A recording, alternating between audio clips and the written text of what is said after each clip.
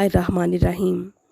ہمیں سے ہر شخص یہ بات اچھی طرح جانتا ہے کہ قیامت والے دن درہم و دینار، مال و اولاد کوئی چیز کام نہیں آئے گی سوائے اس نیک عمل، نیک اخلاق اور صدقہ کے، چاہے وہ کسی بھی صورت میں ہو۔ اس بارے میں آپ سے بہت ہی ایک اچھا واقعہ شیئر کروں گی۔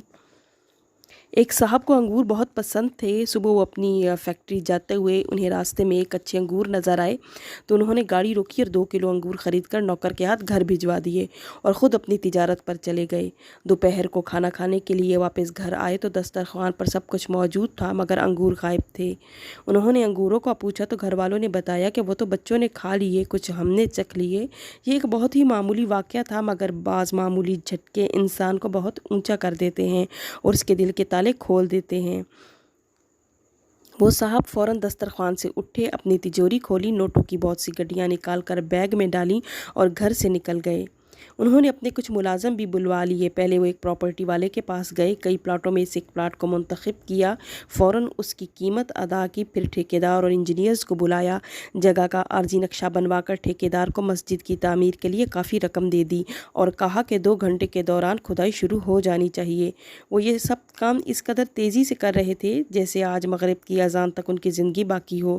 ان کاموں میں ہفتے اور مہینے لگ جاتے ہیں مگر جب دل میں اخلاص کی قوت ہو، ہاتھ بخل اور کنجوسی سے آزاد ہوں تو مہینوں کے کام منٹوں میں ہو جاتے ہیں۔ یہی صورتحال تاجر صاحب کے ساتھ بھی ہوئی۔ اخلاص اور شوق کی طاقت نے چند گھنٹوں میں سارے کام کروا دیے۔ بہترین موقع کا پلاٹ بھی مل گیا، اچھا انجینئر اور اچھے ٹھیکیدار بھی ہاتھ لگ گئے اور مغرب کی اذان سے پہلے پہلے کھدائی کا کام بھی شروع ہو گیا۔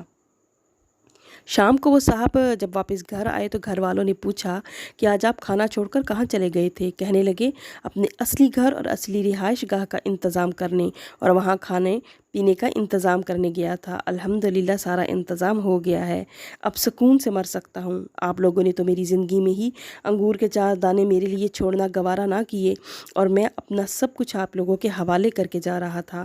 میرے مرنے کے بعد آپ نے مجھے بھلا کیا بھیجنا تھا؟ اس لیے اب میں نے خود ہی اپنے مال کا ایک بہت بڑا حصہ اپنے لیے آگے بھیج دیا ہے۔ اس پر میرا دل بہت سکون محسوس کر رہا ہے۔ یاد رکھیں، کوئی بھی کام جذبات سے تو کریں لیکن جذباتی ہو کر نہ کریں۔ بعض لوگ جلد بازی میں ایسے کام بھی کر جاتے ہیں کہ اولاد پریشان زندگی بسر کرتی ہے۔ اپنی آخرت کے لیے بچوں کی دنیا کا جائز حق ختم کر دینا عقل مندی نہیں ہے۔ اولاد پر خرچ کرنا بھی اعلیٰ درجے کا صدقہ ہے، لیکن گزارش ہے کہ اپنے لیے آگے راحت کا سامان کرنے کے لیے اور قبر و حشر کی منازل آسان کرنے کے لیے اپنے ہاتھوں سے اپنی زندگی میں صدقہ جاریہ کا سامان کر کے جائیں۔